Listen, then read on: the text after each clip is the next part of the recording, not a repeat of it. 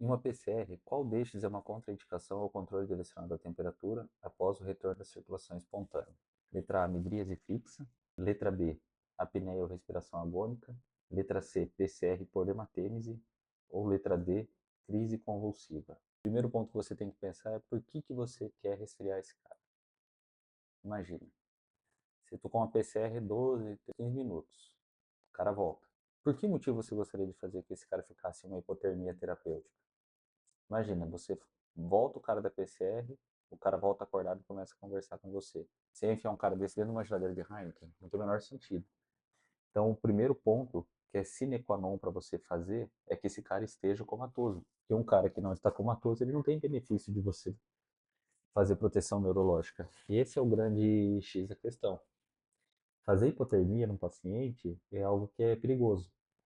A hipotermia ela vai fazer bradicardia, ela vai fazer bradipneia, ela pode fazer hipotensão, esse cara vai ficar com tremor. Para você manter esse cara, às vezes, muitas vezes você vai ter que coralizar ele contínuo na UTI.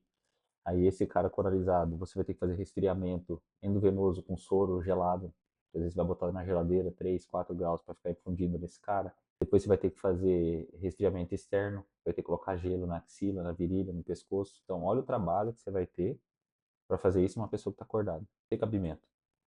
Agora, um cara que acabou de ter uma PCR e que ele teve uma anóxia cerebral, ele fica lá 14, 15 minutos sem receber O2. Depois esse cara volta, ele começa a reperfundir o cérebro, esse cara ele vai começar a fazer uma lesão de reperfusão.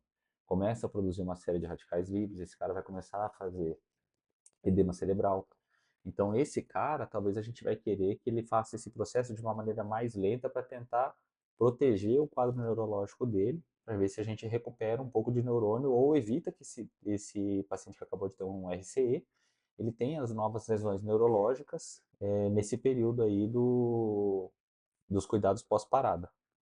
Então, quando você vem para as alternativas, você pega um paciente que tem midríase fixa, esse paciente é um paciente que está com uma sequela neurológica importante. Então, esse paciente provavelmente ele vai se beneficiar de ficar hipotérmico.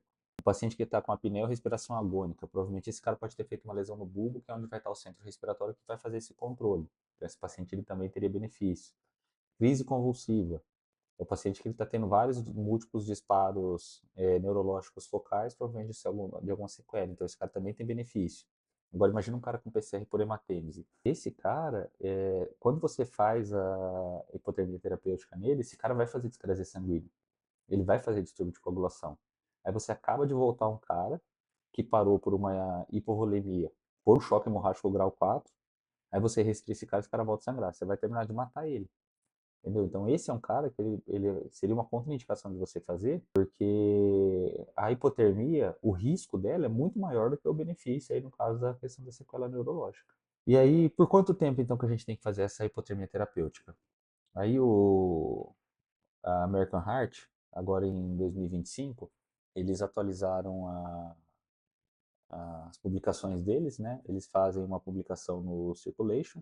Então, o Circulation é a principal revista americana, publica os artigos da American Heart. Aqui em 2025 ele soltou suas novas atualizações. E aí, dentro dessas atualizações, uma das partes ali que eles comentam é a respeito da duração do tempo de controle do uso do controle direcionado de temperatura, tá? Então, controle direcionado de temperatura não quer dizer hipotermia terapêutica. Você pode fazer hipotermia terapêutica, de 34 graus Celsius, mas não é obrigatório, tá? Você também pode fazer evitar a hipertermia, né? Então você deve evitar a febre. Então você também pode fazer o controle desse paciente ali até uma temperatura de 37 graus, 37,5 graus Celsius. Então você tentaria manter ali entre 5 e 36, 37,5, lá com uma média de 36,5, né? E aí o tempo eles atualizaram agora, né? Antes a gente fazia um controle às vezes eventualmente de até 48 horas e aí eles começaram a rodar testes, ensaios clínicos randomizados controlados que eles foram comparando 12 horas versus 24 horas, 12 horas versus 48 horas, 24 horas versus 48 horas. Existem alguns estudos até de 72 horas, né, de você manter esse paciente. E aí hoje o consenso maior é que você deva fazer esse controle direcionado da temperatura por um período ali de 36 horas, tá? Aí esse período de 36 horas ele vai ter um grau de recomendação ali, Core 2A, então Core of Recommendation 2A é porque tem possível benefício, tá? Quando você pega um Core of Recommendation 1, quer dizer que é para você fazer, você deve fazer, é para fazer. Quando você pega um Core of Recommendation 3, é para não fazer, porque o malefício ele supera o benefício. Agora, quando você pega um 2A, é porque ele tem possíveis benefícios, e o 2B é porque poderia ser que tenha, sabe? Então é muito mais fraco. E aí o LOI, que é o Level of Evidence, ele é BR, né?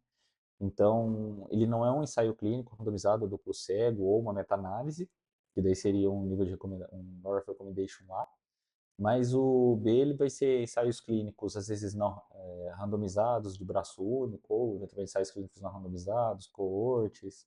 Então, ele tem alguma validade estatística, né? A maior parte das recomendações do Circulation dentro do ACLS, eles são desse níveis aí de recomendação, o nível de evidência B. Então, hoje o que a gente mantém é utilizar esse paciente ali por 33 graus, tá? Por 36 horas, perdão. E aí o mais comum que a gente vai utilizar então é essa controle de temperatura buscando normotermia, porque é muito mais fácil de você fazer do que você fazer hipotermia terapêutica, tá? Então tempo mínimo 36 horas. Agora se você achar que esse paciente ele pode se beneficiar por um tempo maior, você vai ter os malefícios da hipotermia, né? Mas se o paciente estiver se mantendo estável, estiver com uma sequela neurológica grave, às vezes o paciente está sem sedação, está entregue na ventilação mecânica, e aí você quer preservar um pouco do neurológico desse cara, você segura um pouco mais a hipotermia terapêutica e depois você vai fazer um pouco mais prolongado, tá? Então, dessa aí, a alternativa incorreta seria a PCR por hematêmese, por questão dessa discrasia sanguínea. Então, se você gostou do vídeo, curte, compartilha, entra pro canal e manda para algum colega teu que é médico, tá? Isso aí ajuda bastante a continuar produzindo conteúdo, continuar fazendo esse quadro aí do Resolvendo Questões. E a intenção é publicar aí pelo menos um vídeo semanal aí para conversar com vocês algum tema que foi interessante. Beleza? Um abraço, valeu.